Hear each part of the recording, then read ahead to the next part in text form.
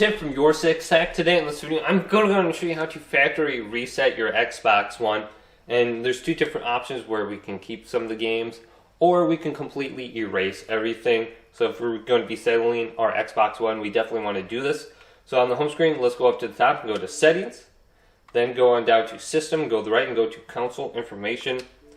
Then we want to go to where it says Reset Console and select this. And it says reset your Xbox One. If you reset your Xbox One, it will restart and erase all accounts, save games, settings, and home Xbox associations.